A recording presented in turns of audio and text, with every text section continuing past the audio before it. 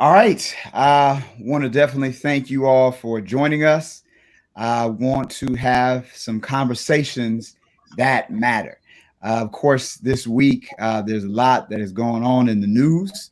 And today we're going to try to talk about some of these things. We're going to try to talk about the coronavirus. We're going to try to talk about Trump. We're going to talk about the protest and even regional conferences. So we're going to get started with a word of prayer. And at this time, if Elder Farrington, you could just start us off with a word of prayer. Okay. Let's bow our head. Heavenly Father, thank you, Lord, for the opportunity you've given us to worship you in prayer.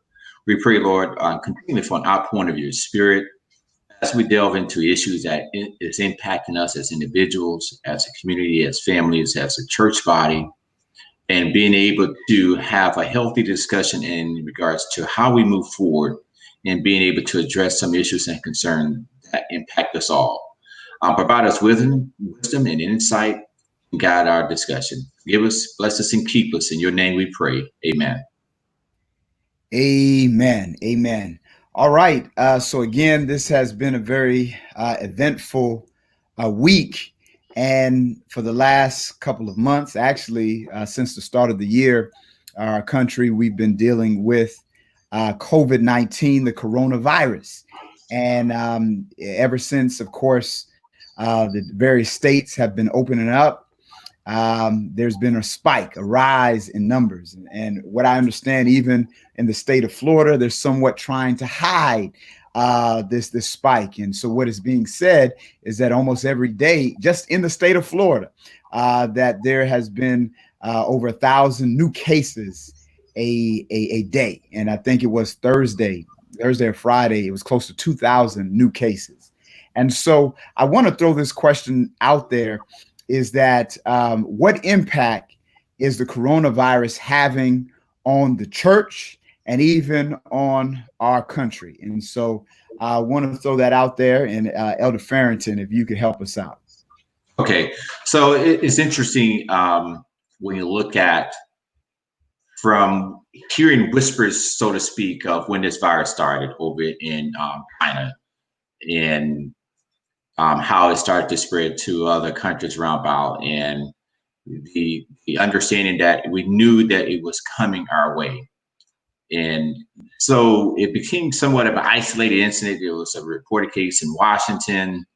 Then it started to hear about cases popping up, and then all of a sudden it hit home in terms of in Florida. It was like a slow move, but it got here. And understanding from way back then, when it started, that it was not only something that people were contracting, but were dying from in a short order. Recently, I had a childhood friend I known from kindergarten, first grade, that died this past week from COVID-19, and so it was very shocking to hear. Everyone knows somebody at this point in time that's impacted. That may haven't died from it, recovered, but we knew somebody. But he was the first person that I knew personally that had died from it, and it's real touching to understand the impact, because it has brought about a change so much in the way we live our life, in terms of how we shop and go to school and go to church and everything. We do laundry, but now I start washing my food when I bring it home from the grocery store, in terms of wiping the cans, and I just don't put anything in the refrigerator like I used to do it before. Everything is getting wiped down when they go on the shelf. And so it has brought about a change in what we've done. And now I go to the church, and we see now, because of the impact of COVID-19, that we had to now close our church, so to speak, where there's only 10 or so that's present for service. And so it's brought about what we call distant worshiping. The impact is that it has started to impact the personal closeness of relationships, in terms of when we come to church on Sabbath, is the day we get a chance to fellowship and congregate and let our guards down. Where we go to the grocery store, you're not hugging anybody. When you come to church, it's nice, we greet each other with a happy Sabbath and a hug, and that has been a social dynamic and a norm for forever.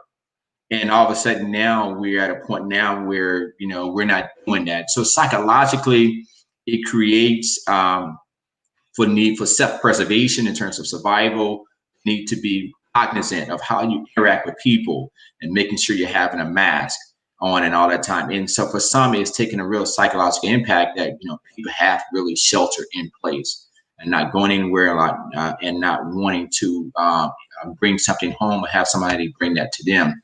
It's very deep in telling the fact that it has happened. And then people started out saying that it was similar to a common flu.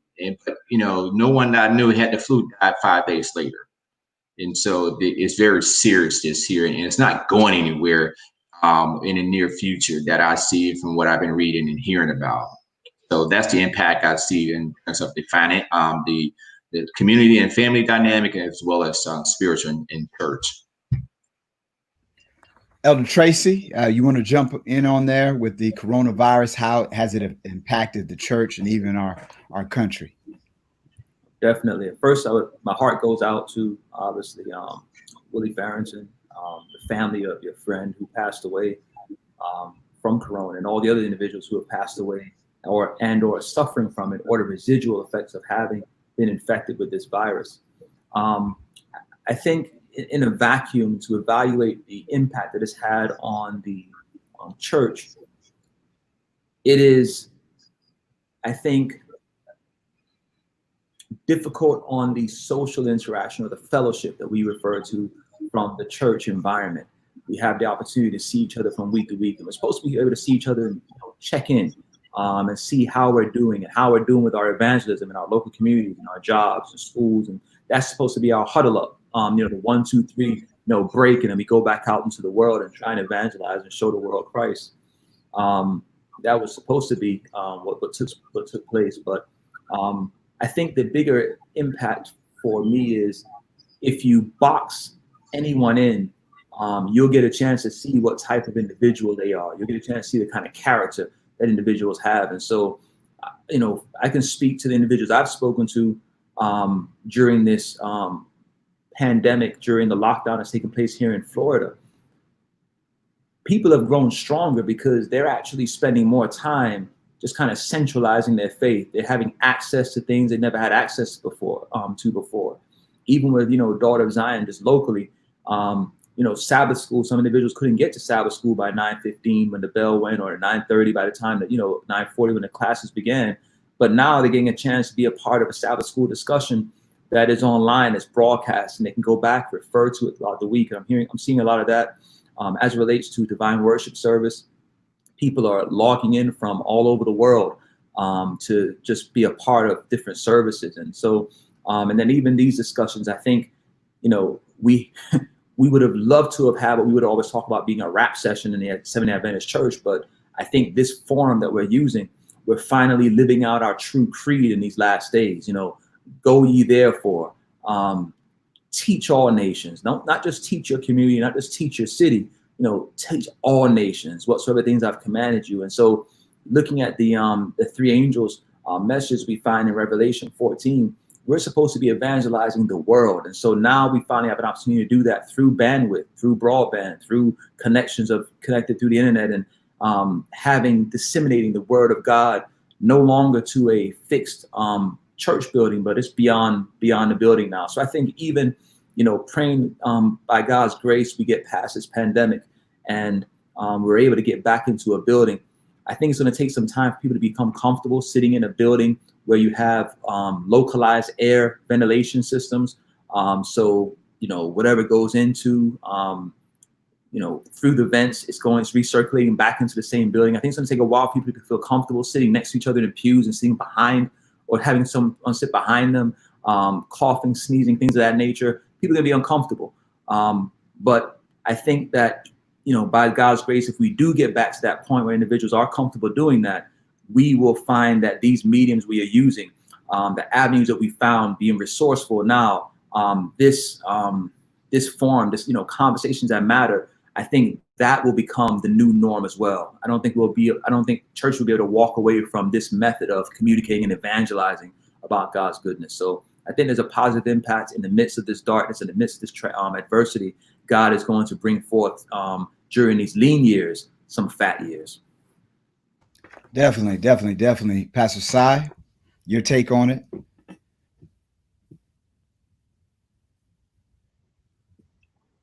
Absolutely. When I think about what's happening in our country and our church, I can truly say that, as it has already been said before, that we are living in unprecedented times. I'll look at the country, for example, with the spike of coronavirus. I hate the fact that the state that we live in, they're hiding, especially in South Florida, hiding the cases that are growing daily. That is very alarming, considering that they have lifted the stay-at-home orders and people are living life business as usual. Went out the other day and just to see the amount of people not wearing masks and they're not taking it serious. And like you, Elder Farrington, I know people who have passed away. My heart was broken a couple weeks ago to learn that my Sabbath school teacher, someone who played a pivotal role in my growth and development as a child, lost her life to complications of the coronavirus. So this is very serious. And then when we look at it more deeply, just think about one, inevitably there will be people, I hate to say that the numbers are climbing, but just think about the protective equipment. Do we have enough of that? Do we have enough beds in the hospital? If it spikes truly to get to that place where they anticipated months ago, also people are jobless, so if those numbers continue to spike, there are people that will still be without work, lawlessness, people, are going to just be doing some off the wall things just because if they're not working, they're just home cooped up. They're, an idle mind is a devil's workshop. And more importantly, where my heart leans to is mental illness. I don't know if you all caught wind of the writer of This Is Us. I don't know if you watched that, but to our viewers, that's a show that I've been following for some time. I learned that, one of the writers had passed away this week, and it was very disheartening to see that she died by suicide. And as we see these times continuously progressing, we'll see those kind of stats and numbers growing of an increase in mental illness. And that's why it's so important that hopefully we can get our country back up and running. But then, we have to be mindful that there's a lot of other things at play. Saw just the other day that Chuck E. Cheese, and I'm not here to be a field reporter for any of the news stations, but that's a place where kids love to have fun and go. They're about to go belly up, file bankruptcy. So it tells us the economically, can we withstand something like this? And we've never seen these times before. And it poses an opportunity now as I pivot to the church, because, we get to get creative in how we do ministry. I know these have been times where it's been a huge shift for us, Pastor Newton and I, as we have, just delved into so many different ministry capacities. We turn into video editors overnight, just editing videos or being able to do content and have, rich content that we're producing to our community, because we recognize that DOZ is not only the community that we're serving, but now we're serving a virtual community through Instagram, YouTube, and Facebook, where, as you said, Elder Tracy, we're seeing numbers that it's traveling faster than we've seen it ever go before, and it's going to different countries. So check this out. When it's like in Australia, it's a new day there, and in Europe, they're 12 hours ahead of us. So there are different cycles throughout the day that people are waking up to our content, and I think that is good because we're seeing the gospel live and living color and what the church has truly was supposed to be, as the Great Commission, and we know that commission. So I say that, there's hope that we can still continue to reach people and preach this good news message, but then also we're prayerful for how we look ahead to what's ahead of us. Definitely. I appreciate that. And this is, of course, something that we all need to be mindful of that. The coronavirus is serious. It is serious. We cannot listen to what President Trump is saying and think that this is just a common flu.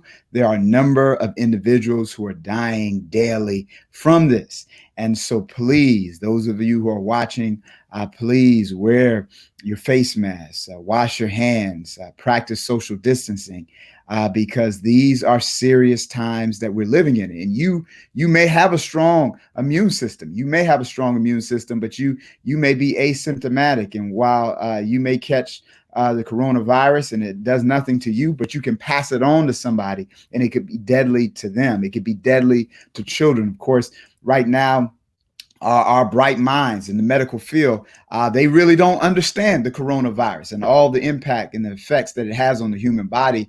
And so that's why it's just very important that we be safe, I know I keep getting the same question all the time, Pastor, when are we opening up the church? And right now we're going to wait on that because we're trying to be safe. We rather try to be safe and err on the side of caution because these are uncertain times. But like it's been said by the other panelists, these are difficult times, but they're great times because now our church is becoming a global church. Just today for Sabbath school, there was a woman who was watching us from Indonesia. And of course, when I look at the analytics, whenever we have our church worship services, I'm seeing people watching in Africa, in Europe. It's just amazing that God's message is being preached across the world.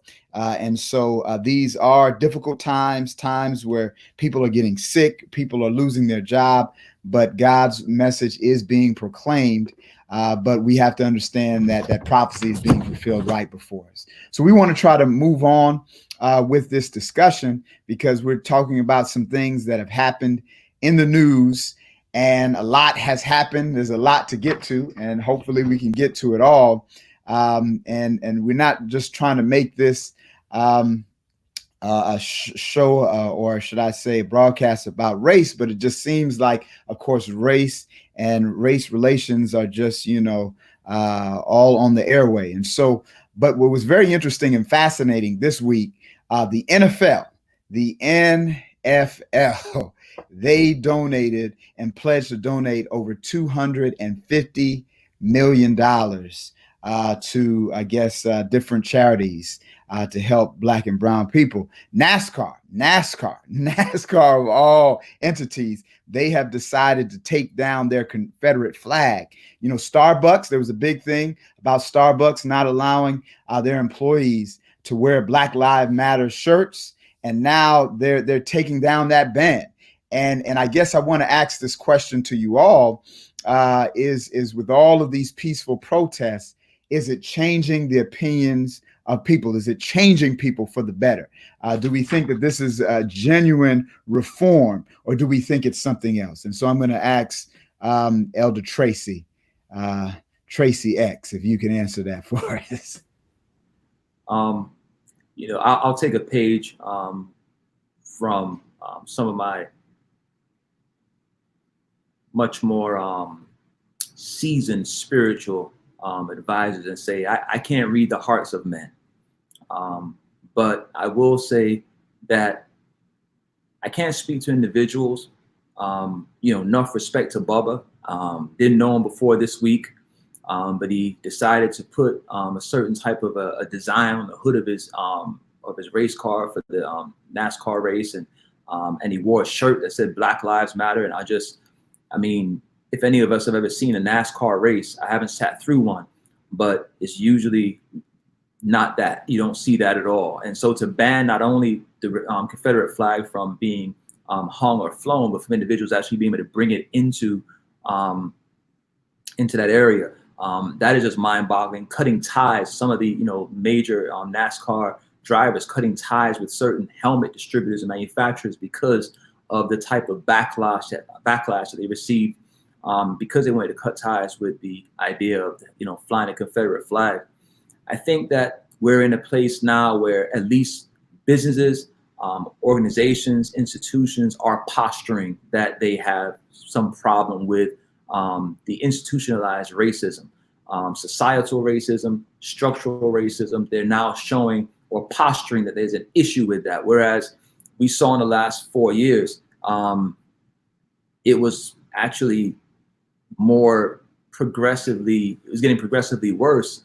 It was more acceptable to shout out white nationalism as the way to go, make America great again. Again, a dog whistle for white supremacy, white nationalism. And so to see this kind of a turnabout, again, you know, Kaepernick takes the knee, he's blasted as anti-American. And now we see the commissioner coming forward and saying the exact same thing that Kaepernick was saying during his interviews when asked about taking the knee. And so to see $250 million coming out this side, to see, you know, this NASCAR, again, NASCAR blew my mind. All I knew about the whole milk, the pint of whole milk, and just kind of seemed like that was always going to be that and a mayonnaise sandwich. But to now move into banning the Confederate flag is just, it truly is a huge statement.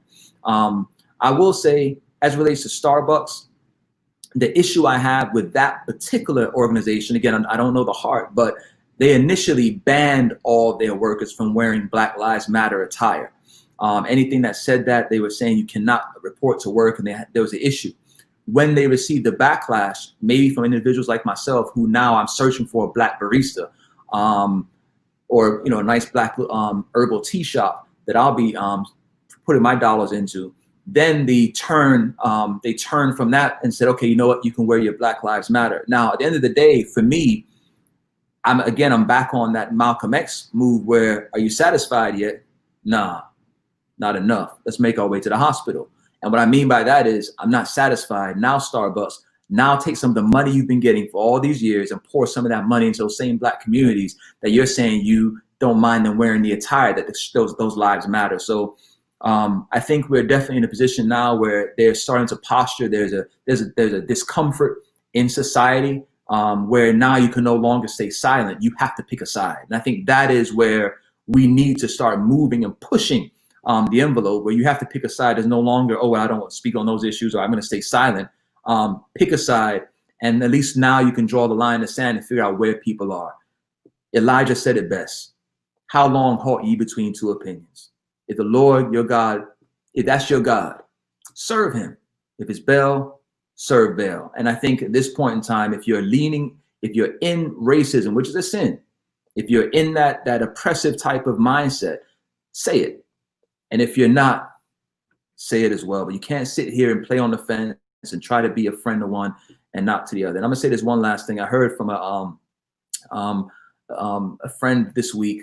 They received a phone call from a colleague at work, and the colleague at work was a white individual, and contacted them and said, hey, look, you know, I'm very obviously sorry about what's going on, and I need some help. Just, you know, anything I can do, I'm here to listen or help or aid, whatever it may be. Went through this whole conversation about just trying to really connect over that idea that, you know, Black Lives Matter, tragedy was taking place. And at the conclusion of the phone call, it closed with these words, this conversation: don't tell anyone that I called you.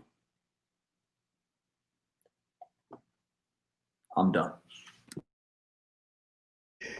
All right, Pastor Sai, what's your take on it? Is there a change of heart? Is God's spirit raining down on people and these companies and politicians and sports figures? What is your take?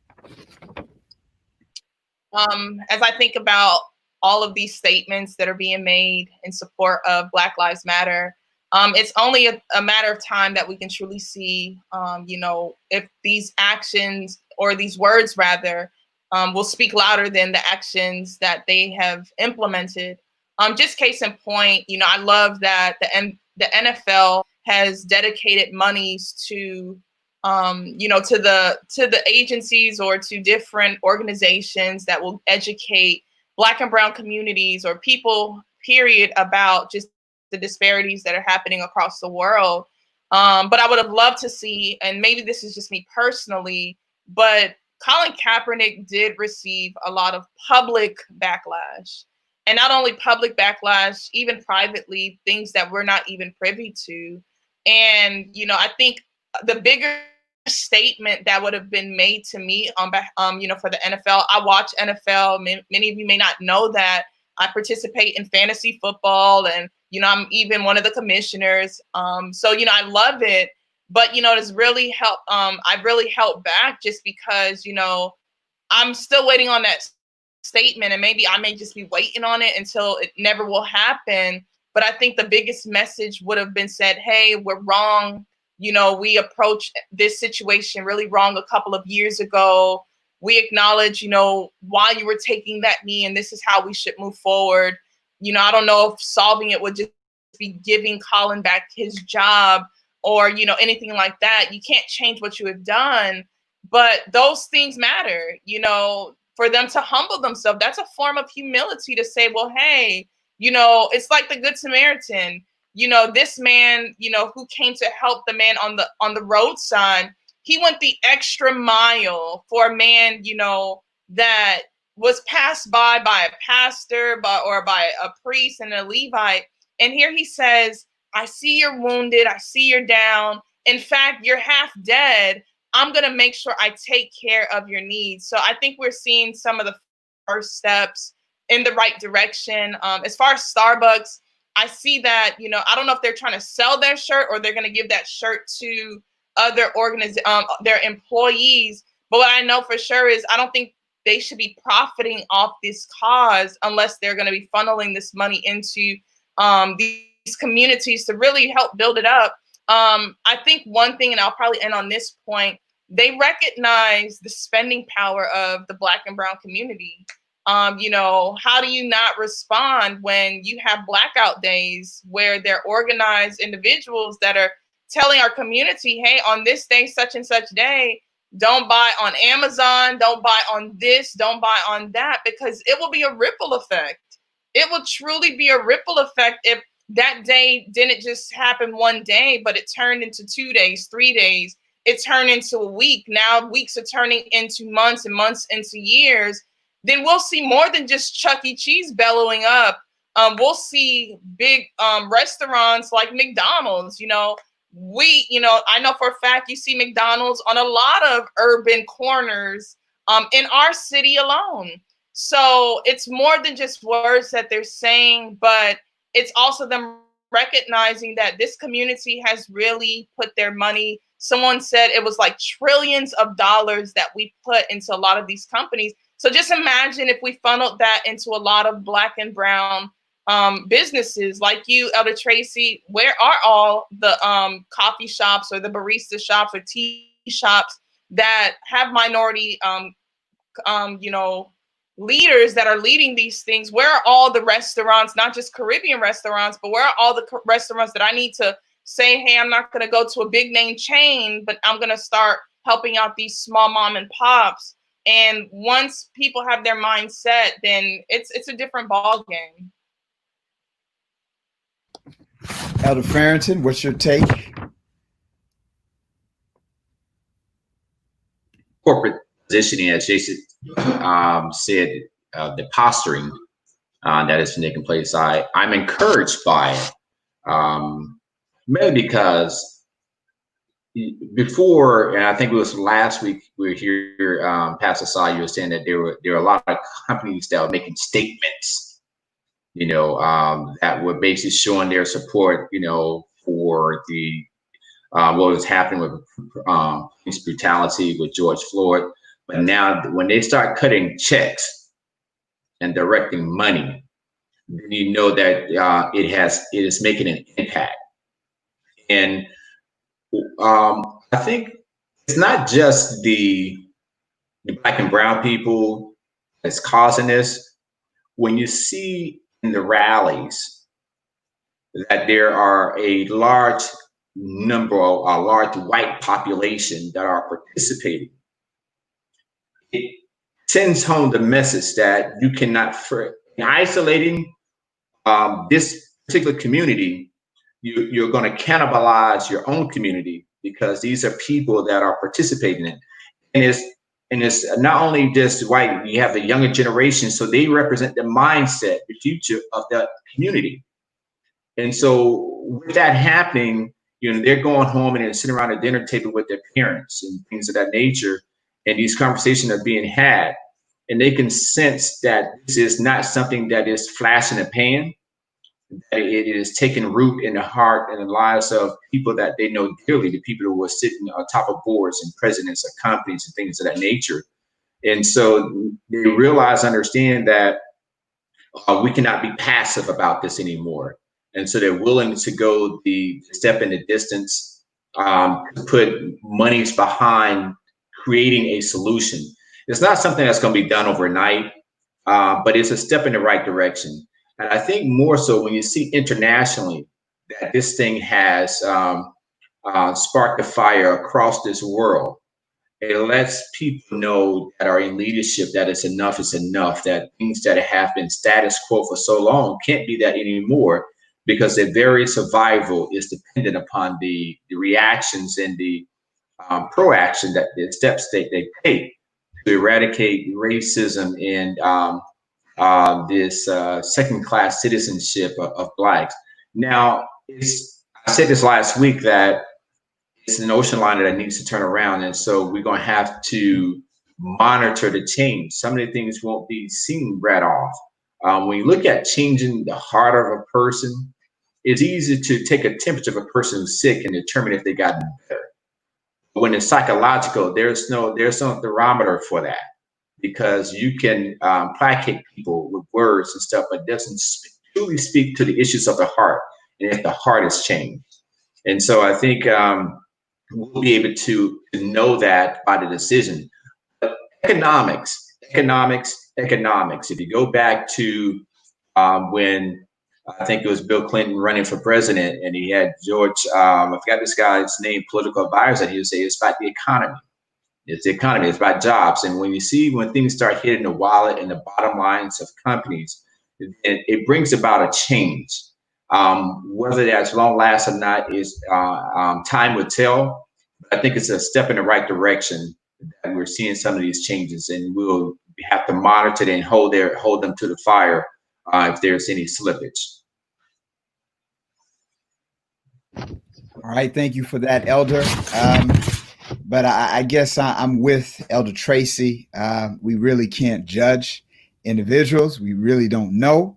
But again, it is just very amazing to me that the NFL, and that's my favorite sport, football, they of course basically blackballed Colin Kaepernick, basically blackballed him, and they were sued, and they had to actually give a settlement to Colin Kaepernick because, of course, his peaceful protests.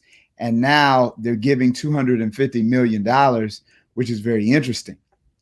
You look at the news, and it's very interesting that in New York, when they were having the peaceful protests, Lieutenant Robert Catini, he knelt during the peaceful protest. This police officer, this lieutenant police officer knelt. And after he knelt, he emailed his fellow police officers and apologized for kneeling. He said, listen, so one of you guys need to kick my behind for kneeling. He didn't say behind, I'm sorry for kneeling. And so it's very interesting what's going on. To me, it does seem like this is the fashionable thing to do right now, and I'm a little bit troubled by that. But at the same time, there are organizations, there are companies who are standing up for right. And so Elder Tracy's favorite ice cream company, Ben & Jerry's, of course, they have right after what took place with George Floyd, issued a statement and donating monies. And back in 2018, they came up with a flavor, Pecan Resist, basically resist white supremacy. And so they were standing up for what is right. And looking at one of the greatest, or should I say the greatest NFL organizations, the San Francisco 49ers, when Colin Kaepernick, he was protesting. And he was protesting, doing his peaceful protest with, when he was on the San Francisco 49ers, Colin Kaepernick decided to donate $1 million of his money to help build up Black and brown communities. And it's very interesting. The greatest football organization at that time, while it was not, of course, popular what Colin Kaepernick was doing, they decided in 2016 to donate and match $1 million to Black and brown organizations to help build up the community. And so there are individuals who do care, but it is very interesting that some of these organizations, some of these companies, some of these politicians, it's just a whole 180. It's just, man, they got religion. I don't know, but that is where we are as of right now. But let's talk about some more things if we can. It is also interesting in the news what they were talking about with some of these with the police, that some police units are now starting to ban chokeholds. They're trying to now ban chokeholds, and there is some resistance from the president, resistance from some law enforcement. And what is our take on banning of chokeholds? Where do we stand on that? And let's go, Elder Tracy. What is your stance? Had an individual right after George Floyd was killed, murdered by those police officers, all four of them. Had an individual contact me who is a avid jiu-jitsu participant. And I remember these words, and I won't even have to tell you anything more about him, but what he said is, these cops just need to really learn how to, they should all take a jiu-jitsu course so they can actually learn how to administer a chokehold. And it blew my mind to think of the mentality. It's not that he shouldn't have killed him with his knee on his neck, but no, learn how to administer a chokehold. And so I think you have these individuals who, no matter what, the idea is administer as much force, excessively as you can, to immobilize and emasculate whoever it is you're having interaction with. There are ways to arrest individuals without trying to administer a chokehold. There is a way to subdue someone without having to administer a chokehold or any other kind of force that has proven to time and time again that it can kill someone or cause some serious damage. So it's not a matter of, well, no, you need to figure out where to place the arm, not so far under the neck in the windpipe, but a little bit, further to the front. To me, that's completely ludicrous. It's a risk utility test. Does the benefit outweigh the actual utility of it? And so by applying a chokehold, either way it goes, you may possibly kill someone. So there's no benefit in that. So I'm all for outlawing it, getting rid of it, banning it. But they won't do that because the person who told them how to handle individuals who they've arrested, or not even, not a convicted individual, not a criminal, but people who are arrested, where they believe they have probable cause to place someone under arrest. Their commander-in-chief told them, make sure you hit their head on the way to the in the car. Don't bend their head all the way down. He said this to a group of police officers in New York City, and they cheered and they he received a round of applause for telling them how to mishandle and treat individuals they're placing under arrest. So we definitely know what the motivation is. We know what they're continually trying to do. They would love to get hoses again and be able to use water hose on people and stick dogs on them. We heard that come out of the administration as well. We have vicious dogs. So we have not gotten as far away as we think we have from individuals whose objective is just to apply as much pressure, as much force as possible to try and snuff the life out of the individuals they interact with every day. But again, protect and serve. Okay, definitely. So I want to ask that same question, Pastor Sai. What's your take on it?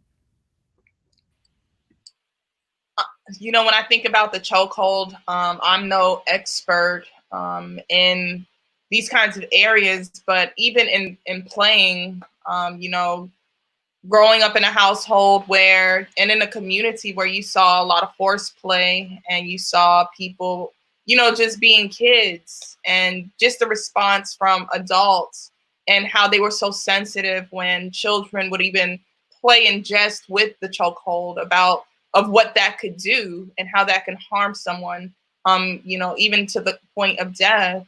And when we think in terms of when cops are trying to apprehend anyone, you know, they try to, I guess, de-escalate these situations, but not to the point where, you know, when you're hot tempered and you're losing, you know, your grasp of what's happening in the moment, sometimes you're not able to logically think how this can potentially hurt or harm an individual. And I believe that cops should be trained to de-escalate it and they should adhere to that training. Not saying that they're not trained, but they need to adhere to the trainings that they've been given. But this particular training, it puts cops in a position to cause a lot of harm to individuals. So I believe that anything that won't put any person of color, anybody for that matter, in a position where their life can be questioned as a result of a wrong move or an accident happening, you know, let's just do away with it so that we won't have any more accidents like this or intentional slip ups as what we've been seeing, just because it's causing more harm than it is causing good. So, you know, I'm all for not doing things as such. All right. Thank you for that. Elder Farrington. A couple steps back and look at something else that really leads up or precipitate the chokehold, and that is the thing we would say, I was in fear of my life, or the person was resisting arrest.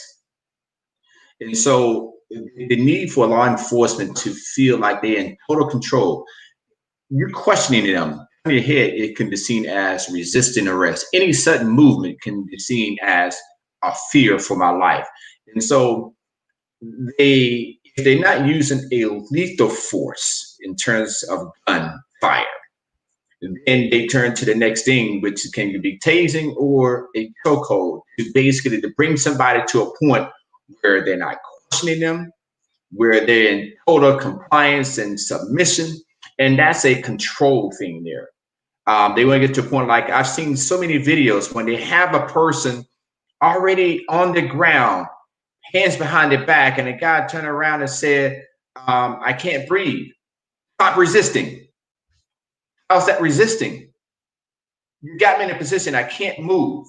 But the need to control a situation to that extent is what I find problematic, where they want to have total control, and as I said earlier, to demasculate someone to a point where they look at a grown man and you have to raise your hand to breathe. But in doing so, when you look at the chokehold, yes, it should be disbanded, outlawed, what have you. And I go in another area as well. I'm seeing them come into a situation throwing punches. It seems like they're, you know, in a battle royale. You know, other cops on the scene with a person. I've seen police jump out of a car, run, and just start throwing punches and kicking, feeling the need that they have a green light and to use whatever force is necessary. And where they hide these things, a police report, when it's not captured on camera, is the fact that the person was resisting. And that gives them, you know, autonomy to use any type of force that's necessary. Because if you can't counter them with visual evidence, then they can hide behind, you know, that statement, I was in fear for my life, or the person resisted. And even in certain situations, they said, well, we don't know what happened before the camera stopped rolling. They always want some other evidence to shadow or to overrule what we already have. And I'm like, that's crazy. You want a camera on a person from the time they woke up, the time that encounter take place, so you can rule out or feel that they an excessive use of force. So the chokehold to me is something that has was meant. I remember, you know, as Pastor Size stated earlier, you know, as kids, you know, something that we do in wrestling, what have you, watch wrestling. You know, there's a famous move called a chokehold, put on a person. And that was basically to get a person to submit. Here you got people who are telling you, and Eric Garner, I can't breathe. You got to a point where this guy is basically saying, hey, you got me, I can't breathe. But they continue to administer that force, and it goes beyond whatever the intent and purpose it may have had. that was considered okay, to a point where, you know, is at the discretion at the officer that's using it to continue to apply or to stop. And I think it's now, even in light of what is happening with the George Floyd murder, you're seeing now a lot of video that is surfing, some new and some old, where they continue to put a knee on the back or the neck of a person. And you would think they got the message, the memo, like, what's going on? Why are we still seeing this stuff? Or it's not an isolated incident.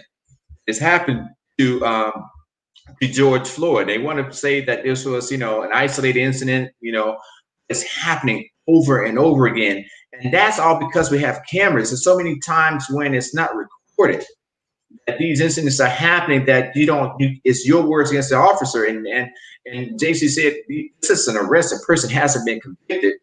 They're treating you as if you have been, or that you are a convicted criminal already, and that the force, what they're using, is justified.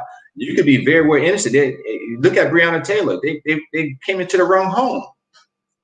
And then they came in with guns blazing 3, 4 in the morning, which is totally unnecessary. And so, you know, there have been plenty of situations where they're wrong to start out, and then you can't bring back that person's life when you make that mistake. So to have to feel the need to go there in the first place is problematic. And I'm glad they're looking to address that. They need to look at, if you ask me, this thing called I was in fear of my life, because you got a lot of scared people on the force. You know, you raise a hand, I was in fear of my life, or a person resisting arrest, which became used. It has so much latitude. You can say that a person is resisting. Having a boisterous conversation with them, it can be seen as resisting, and that authorized them to go to escalate it to whatever level they want. And until we get rid of that, or clearly define that, and put some restraints on how they interpret these situations, you're going to receive a repeat of that more so. I don't think it'll go away. It may decline somewhat. Until we attack those two things, resist and arrest, and this thing called fear for my life, and get off the force if you're that scared. Is he that scared? There was a situation, I forgot, when the person was shot dead in his grandmother's backyard, and he had a cell phone, and they tried to make it seem like he was reaching for something. It was shining, the light hit it. I mean, there's no light back there, you know. So how you see in the dark that something's going to, you know, create this flash of light, like Christ is coming back. But when they can use that in a report, and you start getting coroners that goes the extra mile to say that this person really didn't die from this here. Now, what you see didn't happen. You know, 8 minutes on the person's neck, you know, he couldn't breathe, he had a heart attack. That's what, and this right here kind of helped out, but it really wasn't that. It's like, come on now, it's real. So I have a problem with those two things that lead up to a point where their chokehold is applied. If we give some clear training, some definition around those two things, it would limit the need for use that tactic, or, you know, wouldn't be in play a part of the playbook at all. All right, thank you for that. Let me say something. I don't know how I should say it because it may sound controversial. When it comes to the chokehold, what you have to understand, the chokehold is very effective. Right. And so the little bit I do know about martial arts and jujitsu, it is very effective for detaining somebody. But how the police use it is inhumane. And so, of course, with jujitsu, what they teach you, you're only supposed to put somebody in a chokehold for a few seconds. But when you put somebody in a chokehold for minutes, 8 minutes or 4 minutes, you're trying to hurt that person. And of course, what you have to understand, a lot of these law enforcement units, they bring in somebody who is a jujitsu expert who teaches them. But I don't know, for some reason they hold on is almost to inflict some type of damage, because you're only supposed to put somebody in a chokehold. When you look at MMA and all these other things, any jujitsu expert would tell you, you are only supposed to put somebody in a chokehold for a few seconds. Otherwise, you're possibly going to kill somebody. And this is what a lot of these police officers are doing. It's very interesting looking at the news, and I think it was either Thursday or Friday. African-American actor, comedian Jay Farrell. He posted some security footage of him earlier this year being detained by a police officer who had him in handcuffs and had a knee on his neck. This is $1 million actor, an actor who is famous. And here it is. This is what law enforcement is doing to him. And he was saying, listen, man, all you have to do is just Google me. Google me, you'll know that I'm not a criminal. And so he had to apologize. But this is happening to, it doesn't matter if you have money, if you don't have money. It is really a serious problem. I do agree that they do need to ban chokeholds because they obviously do not know how to do chokeholds. They don't. And so, but this is a real problem. But let's continue on because a lot of things have happened this week. And one of the conversations that has been on social media is with regional conferences, Black conferences. And there are some individuals who are saying, hey, look at this. You have all of these people, white, yellow, black, brown, marching together. We're tearing down the wall of racism and we're peaceful protesting. We're coming together. And so we should do this in the church. And so I want to throw this out there to you. Do you think that now we're coming to the point where we don't need Black conferences, that we should just have one conferences? We should do away with regional conferences. And I want to ask Pastor Sai if you could start us off with that. Absolutely. I think even a question that we can ask even further is how do we get to this point where there are regional conferences in the first place? And until we can answer that question, do some introspection on all lines, you know, just before we rush to sign petitions and all of that stuff like that, those are questions that need to be addressed.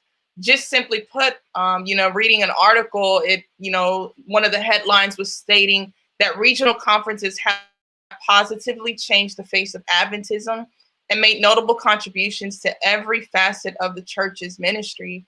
And I believe that regional conferences, and I'm not just saying that because I'm employed by one of the best regional conferences that is out there, and I uphold all the rest of our regional conferences, but we have such a rich history. When we look in terms of the evangelistic empowerment that we have done across the world globally, and how effective the ministries of the Breath of Life ministry and many of our other ministries that we have put out there to our communities. And when we look in terms of numbers, if you want to call this a numbers game, numbers do not tell a lie. Numbers are hard pressed in there that show the effectiveness, and that data is very useful in showing our effectiveness for why we are in existence. But then also think in terms of, the elephant in the room, that question that I posed to us a little early on, the reason why we had to form into, a regional conference. There was a lot of racism in those days. I can't so much speak to it because I wasn't in those days, but I've heard so many stories, whether it's from my uncles or stories that are, from my mother going to a predominantly white institution her senior year of high school. She went to Blue Mountain Academy. And this is an academy that she always wanted to go to. The question was, you could have gone to Pine Forge Academy, but, if you know my mother, you know that she's a woman that is just so sincere and genuine. And she has this really bright outlook on life. And when she went there, it was a cultural shock, obviously, but the stories that she told us growing up, it's almost unnerving for her to even survive a situation like that. With the amount of racism, the segregation, people telling her, you don't belong in this state. They need to run you out of town while she's coming back in town on a choir bus after doing the Lord's work, So these are the situations that, she found herself in coming up, in this time period.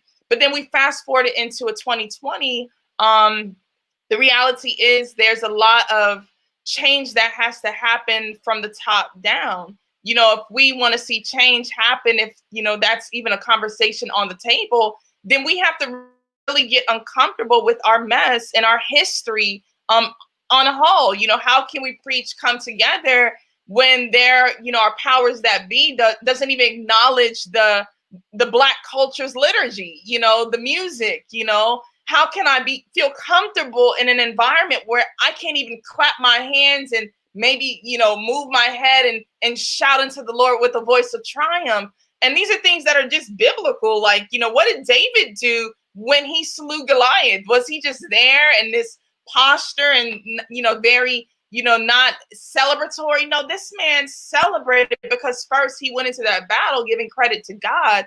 And then secondly, you know, it was a moment where he made a victory for his people. So bringing it back to the topic of discussion, I know I danced around a little bit about regional conferences. In my own experience going to Oakwood University, just the amount of education that they poured into us about our own existence and why we can have pride in saying that we went to a historically Black college university that has the same Adventist values that we uphold as a larger church. It helps me as a minister, not only in the Southeastern Conference, but just of the gospel, to let us know that, you know, it's not always, you know, and I want to be very clear when I say this, it's very tongue in cheek, just because, you know, I don't want to come off sounding that I'm not a person that wants to be unified.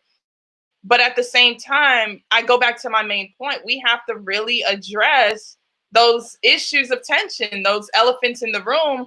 And until we address those things, then we can have a bigger conversation about bringing regional conferences, state conferences together. And until we have those questions, then it's hard for people to take us serious as a church when we can't even speak to, okay, so the leadership structure at the top, why don't we see a lot more of minorities? Why don't we see a lot more of Black and brown institutions who hold these key positions that, you know, that we can all be treated equally, not only in our roles, but maybe in our pay and also about fairness. So now we have conversations about injustice. We have questions about inequality. You know, there was an article that you shared with me, Pastor Newton, and this was the last point of it that stood out to me. It says, so you asked, why do we still need regional conferences? The larger question is, when will we not need them? You know, the regional conferences, you know, we have had a really big part in this Adventist movement in the United States, in North America, and the impacts have gone even across the world. So I say all that to say that, but I hope, you know, you all can shed more light on it as well. Good stuff. Good stuff. Appreciate that. Elder Tracy, what's your stance on it with regional conferences? Are they still needed? It would have been nice if Elder Farrington would have spoken before I did, because he's not employed, as I'm not employed by our local conference, or, you know, all the way up. But it's time for a TED Talk. We need to have a TED Talk on the issue. 2008, Jeremiah Wright made some statements, and it came back and it attached itself to the Obama campaign, his presidential campaign for his first term in office. And I'll never forget when I saw President Barack Obama stand up. This is before he was president. And he gave at that moment in time, a true heart-to-heart with America concerning race relations. And I remember him saying, Sundays are the most racially divided days in all America. And so it's a powerful statement because it's so true. He talks about the barbershops. He talked about where you'll find pockets of white individuals, you'll find pockets of Black individuals, but you won't find pockets of them mixed together. And when he made that statement, I remember thinking about, for us, it's not a Sunday, it's a Saturday. And so it's time for us to have a TED Talk about it, because as I said before, when I first came to this country, we had no idea what regional conference was what. We had no idea. And my parents dropped my sister and I off at a church they found in the phone book at the time, I believe. And we just got dropped off at a church. Go inside, and it wasn't, now that we know, a regional conference church. And after some time in Sabbath school, a young lady invited us over, and I think I've shared this before, and we invited us over for lunch. We went to the house for lunch, and we were relegated to the patio. We're not allowed to come inside the house. I was a child, as a little kid. We were not a Seventh-day Adventist. No one in my family was Seventh-day Adventist. They just knew about the church. And after lunch was over, the father of the young girl came out and said to us, there's another church down the street you might be more comfortable at. It's time for us to have a TED Talk. The biggest issue I have is we oftentimes get a lot of push about bringing in and no longer having two conferences, having one conference. But I've never heard that push from white leaders. And so while I don't have a necessary resistance to us coming together as one, what I do recognize, I'm very conscious of, is that it's very rare that you'll find a white leader who's willing to have a black leader come in and be a leader over them. So I would just like to see how that would work out. And I'm really not trying to create any more controversy, but in all let's see how the practicality of it works. Will you really have a conference president from a regional conference come in and be the president over the entire conference, or will we fill in as just perhaps ministerial directors? Not to say there's anything wrong with those positions, but at the top, making sure that the status quo is still what it is in our general conference office.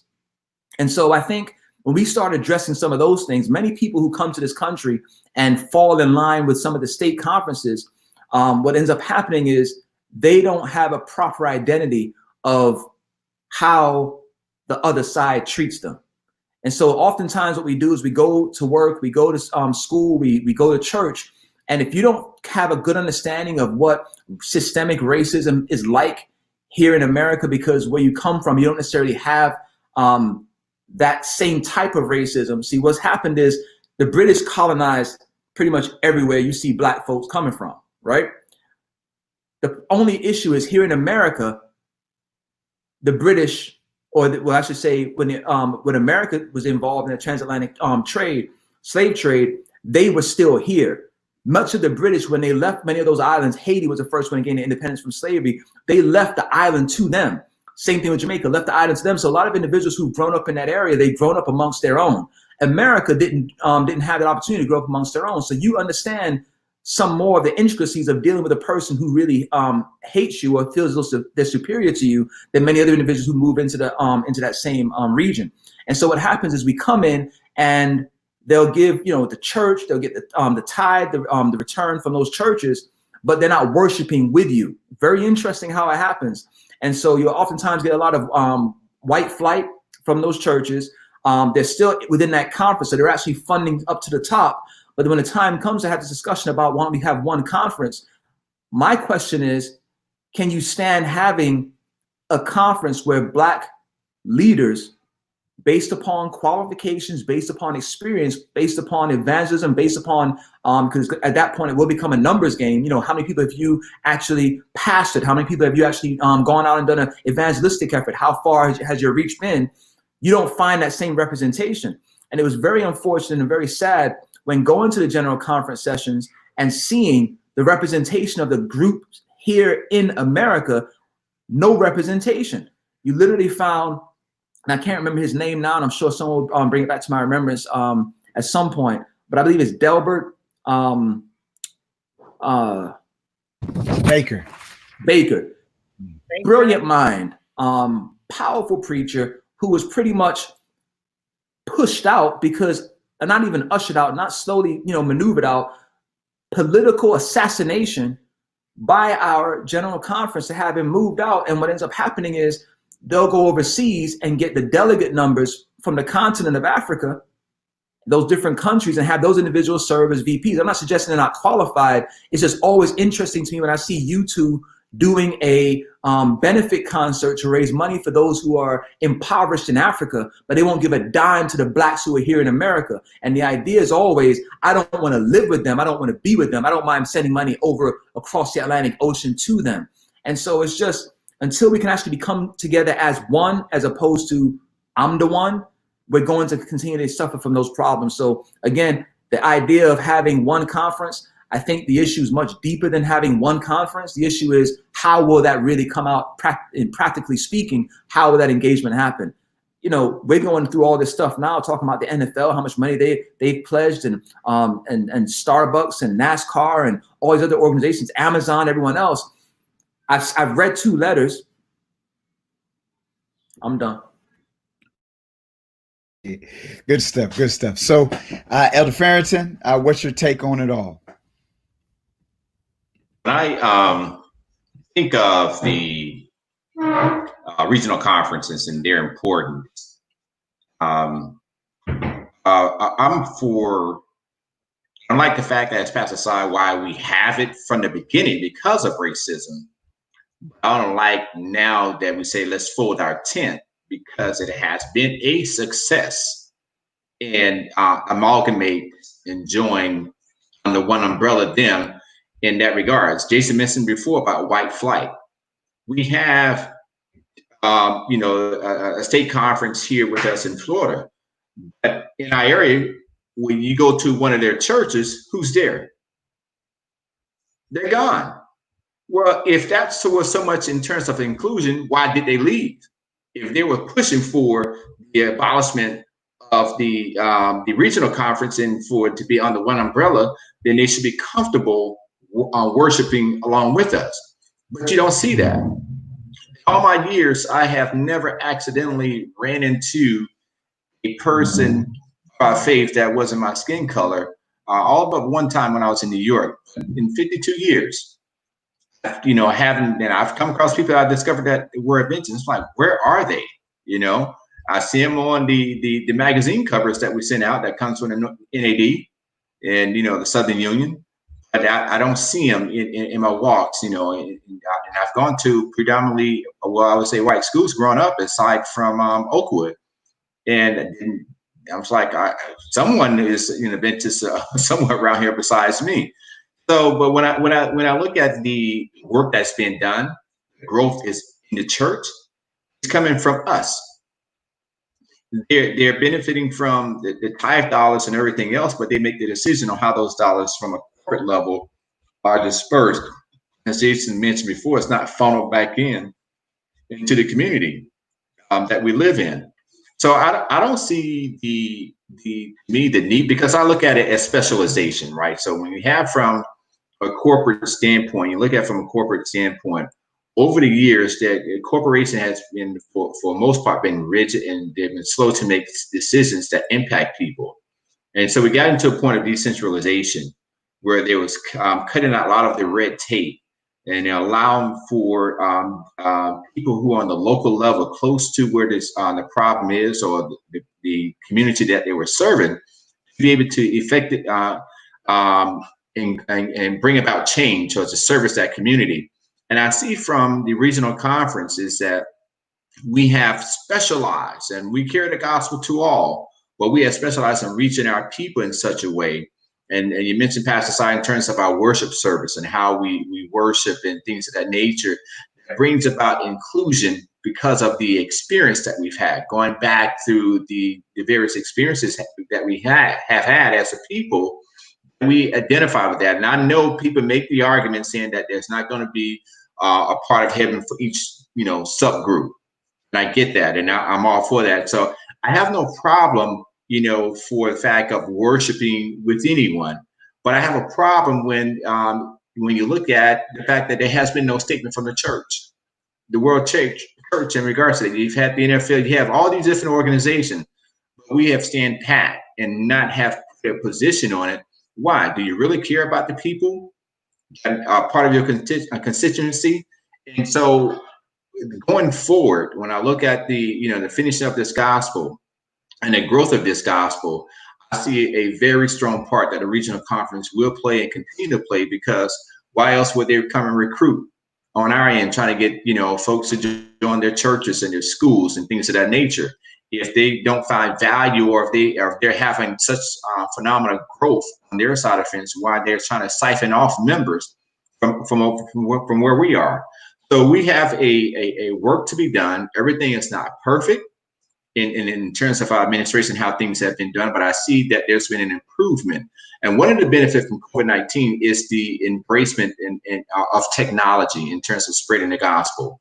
And I think that we all, as a church collectively, will be able to take these things that we've been forced upon us, in isolation, be a part of the permanent discussion in terms of evangelizing and reaching people.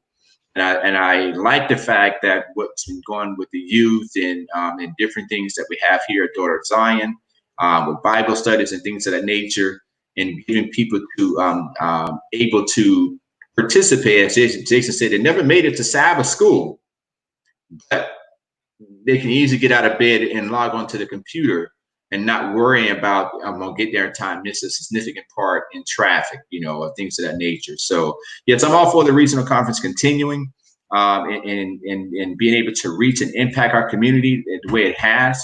There need to be some type of collaboration, I will say, for sure, to bring all parties together. It's for the fact in terms of evangelism on a whole scale, to show unity in that regards, but I wouldn't be for the abolishment of our conference at all. All right, Elder Tracy, you want to jump in there, say something? Yes, just one quick point. Elder Farrington, you brought the idea of publication earlier. You certainly see them on a publication, and just to speak to that,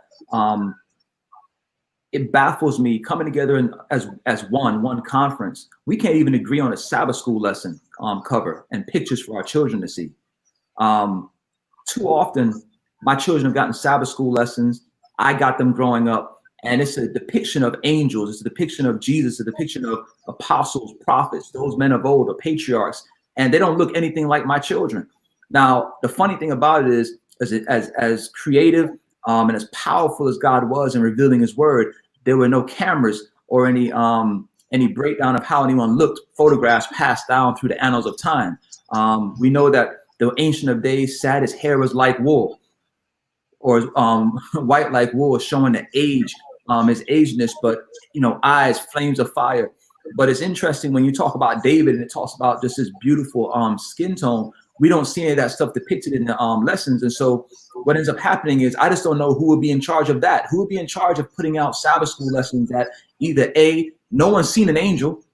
I mean, I don't, no one's seen an angel. No one knows that an angel's hair texture is straight, hay, wavy, or is or their nose is a little broader like mine, or even have a nose.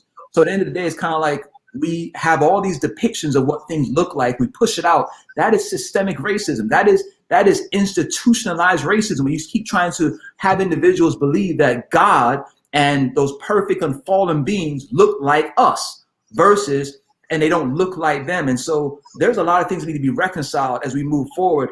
We cannot move forward and say we have the love of Christ in us, so we have the desire to become one in Christ. And meanwhile, you're showing distinctions about stuff you don't even know about. And you want to make that the idea of, well, here's what we believe from that region, X, Y, and Z. That region, he went down to Egypt and hid for a number of years in his childhood. So Egypt don't look like that. How do you hide somewhere in plain sight without blending in? And so things like that, we just have to be able to reconcile. I think, like I said before, it's time for a TED Talk. We have to have a TED Talk. TED. Appreciate that. Of course, what we have to understand is that the church is not perfect. The church is not perfect at all. And of course, to quote Ellen White, she says some very strong words. She says there are evils in the church. And what you have to understand is that when has the church ever had it together? You look all throughout history, there's always been issues in the church. You look at the first century church and how Peter had to be called out for bigotry. And so, and the treatment of Gentiles. And even today, I hate to say it, there is racism. There's prejudice in the church today. My grandfather, Leonard Newton, Sr., he started out at the beginning of regional conferences. And he told me a lot of interesting stories of the mistreatment of Black people, the mistreatment of ministers, and how, of course, public evangelism was the big way to evangelize then, and getting a big tent and putting up a big tent. And then, of course, the tents that Black ministers would get versus our fellow brethren would get totally different, and the resources that were given to the Black work and our brethren's work was different. And so the reason why we started regional conferences is because we weren't treated fairly. We weren't treated fairly, unfortunately, and we can testify to this as South Floridians. Where is there a white church, an Adventist white church in South Florida? Where is there one? And see, and I want this to be clear, it's not because we don't want to worship with our white brethren. Is that when I first moved down to South Florida from New York, my mother took us to an actual state conference church, and it was a white church. But at the time, it was no longer white. It's no longer white. And so there's always white flight. And so a lot of times we do want to work with our white brethren. We do.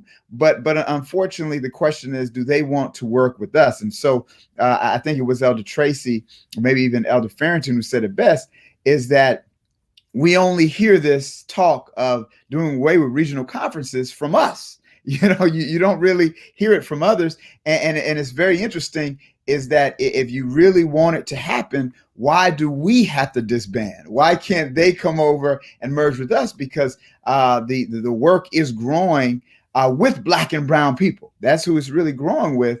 But it is an issue, and it seems like it's always going to be an issue.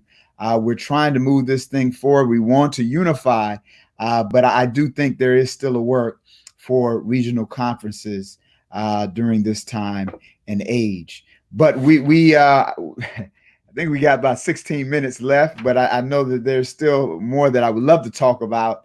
And if I can, I know this is a hot topic with our president, Donald Trump. And of course, he's doing a rally in Jacksonville, a convention, and he's going to, of course, do it on the 60th anniversary of a brutal KKK attack.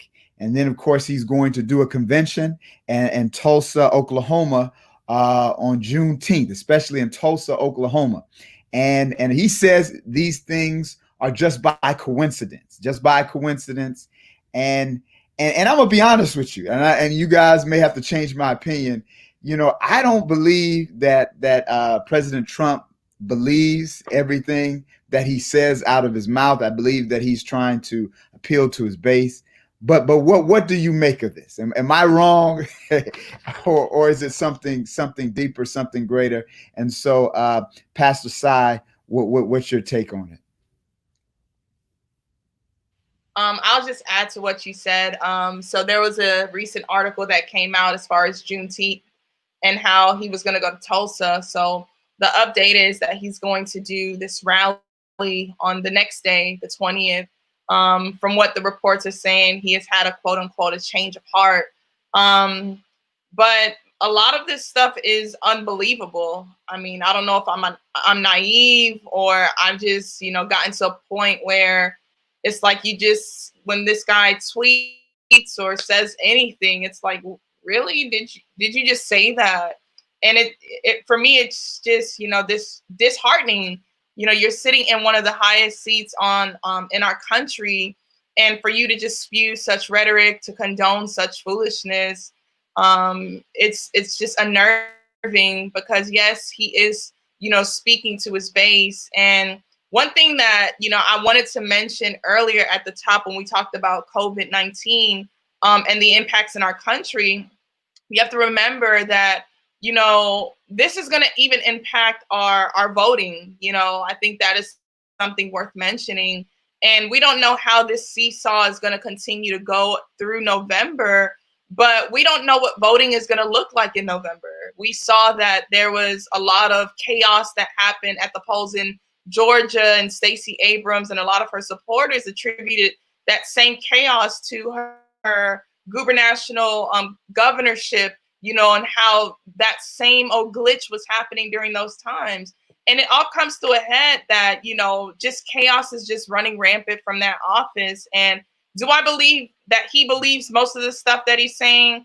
Honestly, it's just so unbelievable, the stuff that he tweets. It's like, who has this guy? Is he being hacked? Like, is he passing this thing on to Donnie Jr.? Is Ivanka in on the game? Like, what is really happening? Is this Barron who's just this middle school kid, is he tweeting on behalf of his senior father? Like, it's just a wreck. And, I just have no confidence in how we're going to move forward in what these elections are going to look like. And I just say that from the bottom of my heart. I have no confidence in what it's going to look like. All I'm going to say is it's going to be a little mess. It's going to be very messy. And that's typical of Donald Trump.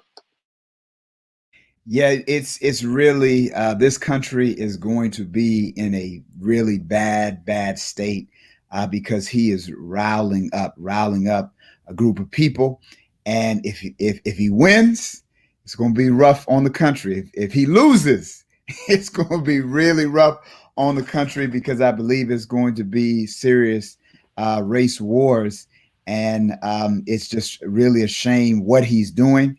Whether he believes it or not, it's just not right. It's not responsible for the leader of the free world to be making such irresponsible statements and doing things that are really divisive and dividing our nation, when he should be trying to settle it down. But Elder Farron, no, I'm sorry, Pastor. And I didn't even talk on the implications of what that looks like with having a rally on the anniversary of the KKK. I'm pretty sure Elder Tracy and Elder Farrington are going to speak to this. And then Juneteenth, it really shows how much you don't care about Black and brown people. It really shows that the same oppressors that were terrorizers, and if we're going to use that kind of language to address what really happened, and be very candid and transparent, on our American soil, then we have to call it what it is. We can't broach around the fact, and we can't speak to those elephants in the room, because that is what I see. That is how I perceive it when I read these books. That is the history that has to get taught to our next generation. And those implications that you're basically celebrating these people. And we know what kind of blood that they have on their hands. And we're disrespecting the people that are supposedly supposed to be free. But then yet, I just don't know how these things happen. So I'm going to digress because I'm going to move into another territory, and I'm going to allow our other panelists to continue on the conversation.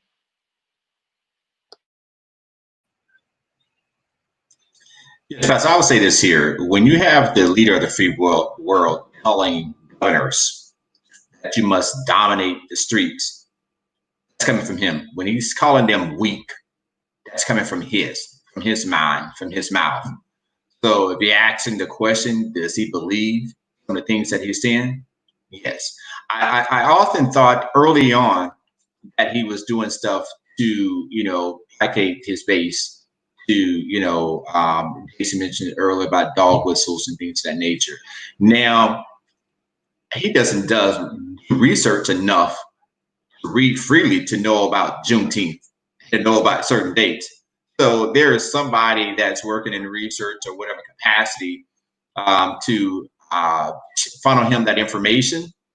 But what comes out of his mouth is that. And I know a lot of times that, there's been reports that he has parroted some things that have been held or echoed on right-wing media. He'll say those things and he'll put it out there. But the hate and vitriol is embedded in his heart. And so the platforms or the issues themselves may be that of others, but the extent that he wished for it to be displayed is on him. And Donald Trump has always been a leader that believed in having a strong position.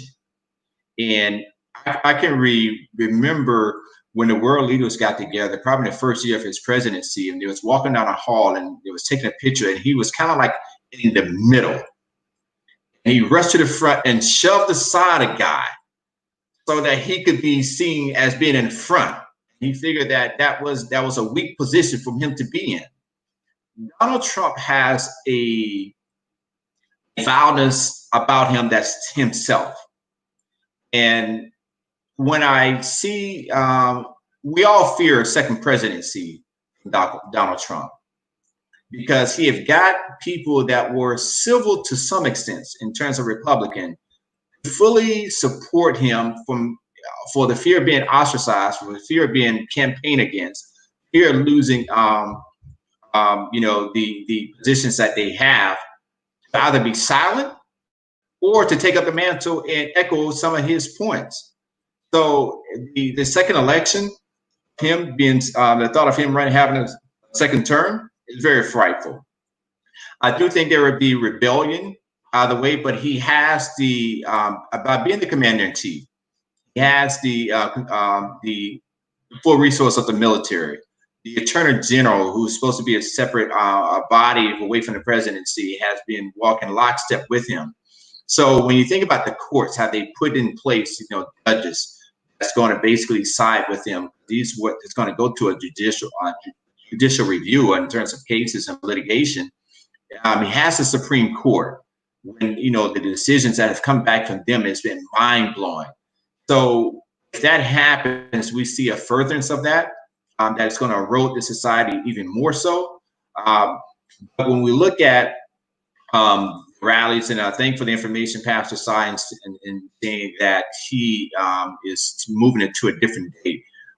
In all honesty, I kind of wish that he did it, because I'm hoping that we would have shown up in force, and people of all color, given what we've seen at the protests and the marches, would have came and taken over that event, which is going to be definitely broadcast on the various channels, especially Fox News. So you see this event where there is somewhat of a chaos and demonstration, which is he's asking for. He's staging it at a particular time in a particular place that's really going to cause. It brings about insensitivity, pouring salt on the wounds of us and our people in regards to the things that we had to endure in the past, especially talking about the burning down of Black Wall Street and what it meant to a community that was thriving.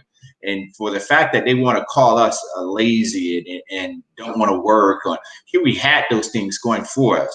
And at every time that we've tried to take a step forward like that, there's been incidents in history where they have made sure that they try to put us in our place. And so that's what we find problematic by him trying to hold this rally on Juneteenth. I wish he would have gone through with it, because I would have loved to have seen the backlash, especially in the voting season. Donald Trump acts to me, and I close with this here, as a person that you can tell sometimes when he's on his meds and when he's not on his meds. And I'm serious when I say this. At a press conference, he will sound civil and sound like he has a heart. And then when he's off his med, he'll go back like Pharaoh. His heart be hardened at one point and soft, and vice versa. And he'll recant, and he'll go against some of the things that he just said live. And that's when he whatever medication they got him on, I believe they got him on something. He's more placid and easier, light tone than when he's off his med. And I think that's more times than not that he's off. But I like for him to actually follow through that, because what it's going to do is going to further the need for those who may not be voting or may sit it out or whatever, to see the need to go to the polls and to vote. Start with change, even though it needs to be done at a local level.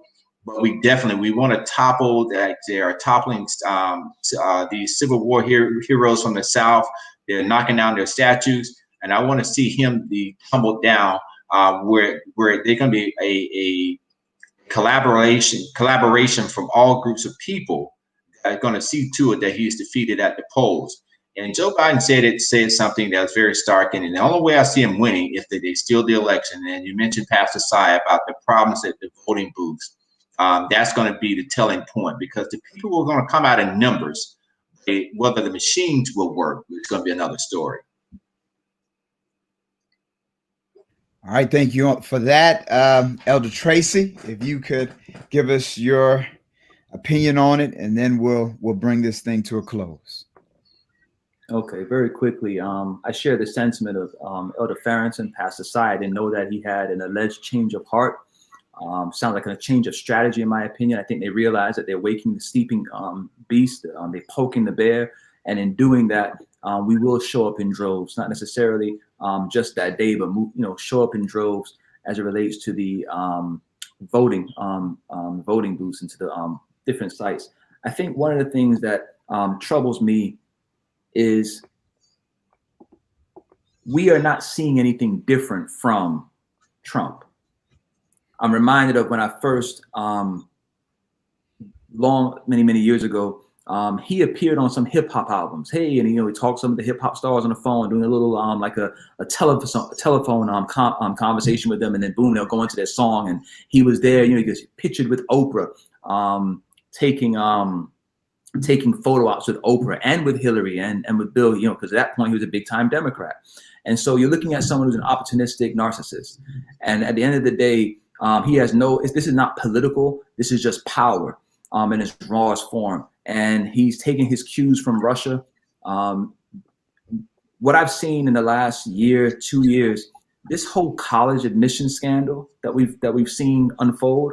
The only reason we know about this college admission scandal is because the individual who was in charge of pulling the strings got caught and ended up spilling the beans on that part of his fraud that the government didn't even know about. And then he started just giving up names of all these famous, successful, wealthy individuals.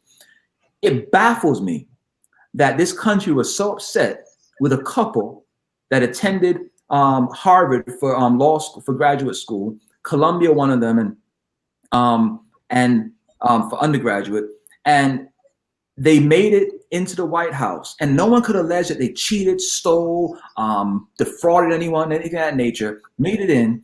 But then when it came time to get their country back, as they say, to make it great again, as they say, you cheat. You get Russia to infiltrate Facebook and start putting out all these different types of ads. You go in, you do 1,000,001 different things to try and move. And I remember watching this special maybe about 3 or 4 months before the presidential election took place for the 2016 term. And it was some individuals who were business affiliates. They had some interaction with Trump, and they said, "I've never seen him lose. He never lose." This is before the first election. They've never seen him lose. And I sat down and I thought about that thing. I was like, man, how can you never lose, right? Because unless God is on your side, as he was with David in the times of old, who never lost, I'm thinking, how can you never lose? And sure enough, boom, he won the election. You know what I realized with these people? And I'm talking about these individuals who feel entitled. These individuals who have a certain privilege, but they still push forward to get that entitlement. They win at all costs. They'll cheat, lie, and steal their way in. And so you saw this college admission scandal going on. You and I don't have the resources to lie our way into Stanford or any other Ivy League school or anywhere else for that matter. We don't have the infrastructure to put that in place for our children. They do. And that's why their children continue to strive. And then they have the nerve to tell you, pull yourself up by your bootstraps and just do hard work. And you can get something great in the American dream as well. You're a bunch of thieves. And so at the end of the day, what we're seeing happening now, the landscape, the only reason he's not going to go and do that rally on Juneteenth, if he in fact does not do it, is because he realized strategy-wise, in order for him to steal what he needs to steal, he can't have too much resistance or that much movement going against him. This experience with George Floyd has disrupted his flow of what he intended to do. COVID, he was going to use it to try and propel himself into the polls, give everyone a stimulus check, make sure his name was on it. I don't know if you remember that. Make sure his name's on it. Make sure that if you got direct deposit, he sends you a separate notice from his office saying he gave you something. Campaigning every evening at 5 p.m. He would get up there with the doctors behind him, campaigning about how great things are going. And every discussion about people's health and well-being was followed or precipitated by how great the economy is. This campaign is a power move for him. And so I don't know what will happen in November because, as they say, he never loses. And at the end of the day, lie, cheat, steal, they get it. They feel very comfortable doing it. We have to do all we can do to ensure that as a people, we made our voice and our vote count. And so, many people may have some resistance to having these discussions during Sabbath hours, having these discussions as a church that is promoting the word of God and evangelizing Jesus Christ. There are things in which we live in this situation every day, and much of the pushback you receive from individuals who are very comfortable with the system that they live in. But I can't tell you, I'm uncomfortable. I'm uncomfortable with this system. I'm uncomfortable having to have a discussion with my children now at this age about what America really is, because I thought I could keep the veil down a moment longer. But until all of a sudden now you turn the news on, they're hearing things, they're seeing things, I have to have a discussion with my children about systemic racism and about the fact that they are actually different from their counterparts who have a different skin color than them. I didn't want to do that. America did that. And so at the end of the day, the church does have a role to educate, to keep people informed. Understand, the church is not telling you who to vote for. At no point do we tell you, vote for this person, vote for this particular movement, or whatever it may be. All we're simply saying is at the end of the day, here's the information. Get the information. You can make an informed decision as your conscience and hopefully the Spirit of God moves you. Does Trump believe in the stuff he sends out? He believes in his base. His base got him to where he is. So he conformed to this base of conservative Republican values that he does not even live. Doesn't live the stuff. We've seen it, clear video, evidence of it. Doesn't live the stuff, but he espouses this stuff, and he has his base, and they're pushing him, so he's going to ride that wave all the way out. Very quickly, and I'm going to stop. The first time I stopped dealing with Trump was, I think it was the early 2000s. He had just come out with his show, The Apprentice.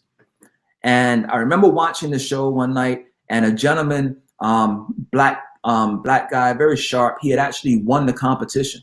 And I was like, wow, this is something else.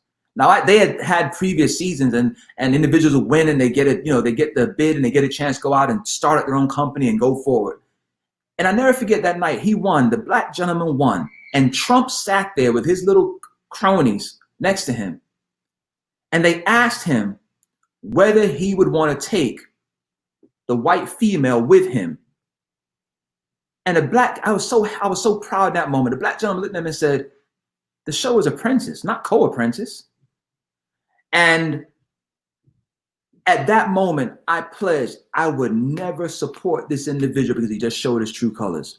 It is systemic racism, institutionalized racism, to believe that we cannot do a job, or not even that we can't do it. They know we can do it. We've invented just boatloads of things that we have recorded. And who's to say the things that have been stolen from us? But it's the idea that at the end of the day, they do not want to give us even a half a chance, a fighting chance, because they know if they do that, based on what we've done with no chance available to us, we got into their seat, into their house. And that's what's troublesome. That's what is problematic. And that's when they're saying, make America great again. Make it so they can never get a chance to get back in that house again. And so as a people, and I'm not referring to as a black people, as people of God, as children of God, equity, justice, we should band together. We should be pushing for all of us to come together. The only difference I see with the individuals in the street, the individuals in the church passed aside, is the individuals in the street don't have to return and work and worship together. They can just march together. The question becomes, can we truly live together in a world where we're all next to each other? Brother, sister of different colors, different racial and cultural groups. Can we truly sit together and live together that way? That'll be the true test of God. All right. I believe we had a great discussion, a little bit over our time, but that's okay. As Christians, we have a responsibility to each other, to try to help each other. And of course, during these turbulent times in our nation's history, we can make a change. We can make a change. And one of the ways that we can change, especially when it comes to November and October, that time, that season, that we make sure that we register to vote. And even if we have to stand in those lines for hours, even if a number of those machines don't work, we need to stand in those lines for hours. We have to remember that our ancestors died trying to have the right to vote. And so we just have to do our part. And again, I know there's some individuals who are uncomfortable about these conversations that we're having, but there are a lot of people who are depressed. There are a lot of people who are struggling, even just recently. Rashard Brooks, 27-year-old black man, just got shot in the back by a police officer with all this peaceful protesting, and a black man shot in Atlanta, another one. And so it's an epidemic. We've been talking about this pandemic of COVID-19, but of course there is the pandemic the mistreatment of Black and brown people that's going on in this country. And it's difficult, but we understand the times that we're living in. And as Christians, it's hard. It's hard to say this. It's hard, but we can't get overcome with anger and hatred and holding bitterness in our heart. But we need to push forward. We need to allow these feelings to make us be unified, that we got to be together. We can't be separate. We can't have, okay, African Americans over here, Jamaicans over here, Haitians over here. No, we need to come together, because the police, they just see us as one. They don't say, no, okay, there's African Americans over there and Haitians over there. They see us as one. So we have to come together. We have to be unified, and we have to try to do our part and try to build up our community, be educated, know our rights. We have to try to build up our community because these are the times that we're living in. But again, very good conversation. Want to thank you guys for it. We're going to end with a closing prayer. Pastor Sai, if you could just close us out. Absolutely. Let's all pray together. Dear God, we thank you so much for allowing us to take this time out to just talk about conversations that truly matter, not only for our world, but for the people at church. We do recognize that there are individuals that are discouraged, they're dismayed. Lord, they don't know how to process all these life events that are happening so rapidly. But Lord, we can stand tall on your promises that reminds us that you will never leave us nor forsake us. So Father, help us that as we prepare for this new week, that we will go with our heads held high, confident, knowing, God, that you are the God that will guide us every step of the way. Be with the brokenhearted, bring comfort, God. Be with those that are trying to grapple with maybe their unemployment, Father. Send in the resources. Be with those that their mental state may not be, Lord, normal, Lord. I pray that you'll send a therapist. You be their therapist. You be their comforter, God. And most of all, I pray that in the future we'll have more conversations that are those elephants in the room, so that there will be more peace, more courage to tackle them, so we can be all in a better understanding of who you are. We thank you for everything. In Jesus' name we pray. Amen. Amen. Again, thank you all for watching us, and God bless. God bless. All right. Thank you, Pastor.